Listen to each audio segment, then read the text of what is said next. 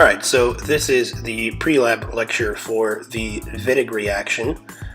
And so there are really two separate reactions that are involved in the Wittig reaction overall.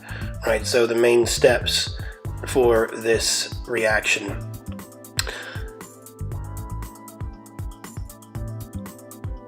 The first step is to actually form or generate what is called an ylide. And we're using a phosphorus compound to do this, so this is termed a phosphorus ylide. And so this is done through an SN2 reaction. And then the second step is, once you have the ylide formed, is the attack of the ylide on a carbonyl compound.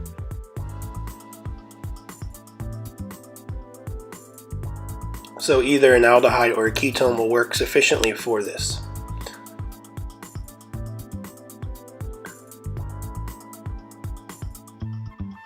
So let's look at the first aspect of this and how we form the ylide in general. So what we're going to do is we're going to take a trivalent phosphorus species. Here for your reaction, this will be triphenylphosphine, so you will have, and for your R groups, there will be phenyl groups there. And then we'll have some alkyl halide. Typically alkyl bromides work very well. You can do it with alkyl chlorides. It's important to note though that this alkyl halide really needs to be a primary alkyl halide. And so the first step of the reaction is an attack on the carbon there to remove the bromine, or kicking out the bromine. And so what you will again notice at this point that this is an SN2 reaction, and so therefore primary alkyl halides are imperative. So now this puts an overall plus charge on the phosphorus there, and you can see that I have a chlorine. That should be a bromide there instead of the Cl, but if it was a alkyl halide as a chloride, then you would have the Cl there. So don't get lost in the mistake there. And so again, it's just important to note here that this should be a primary alkyl halide for this reaction to take place.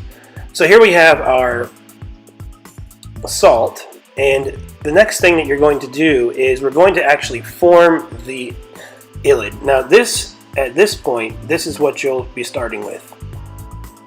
You will get this from the lab. This is what you'll be given with. And so now you need to basically treat this with some base. So we're going to treat this with a hydroxide base.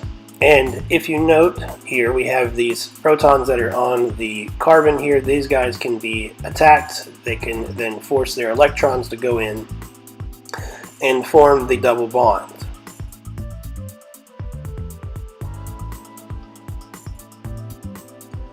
And now you can see that we actually have the ylide here. If you were to draw a resonance structure,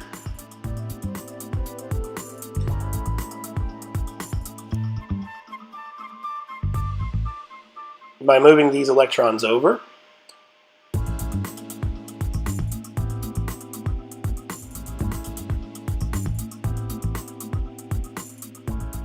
and now you can see that we have these two adjacent charges like so. And this is our ylide. Now the next thing that can happen here is the ylide that we formed, we have that negative charge that's on the carbon.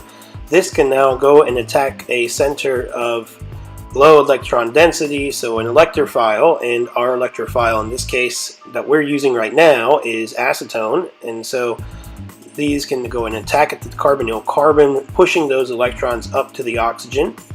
And so now you begin to see that you form this intermediate.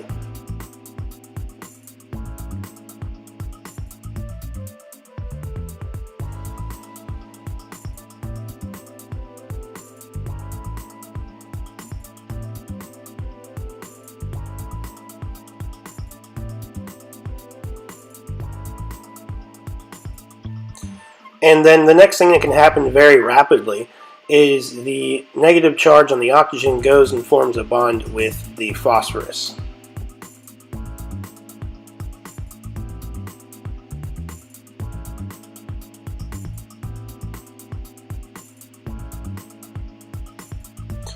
Now once you have this species generated, then this can very rapidly then begin to decompose during the process of the reaction, and so the driving force is the formation of a very strong bond between the phosphorus and the oxygen, and so the reaction can go just as such, forming a double bond to the phosphorus and then also a double bond now between the two carbon-carbon bonds that we have here that were formed.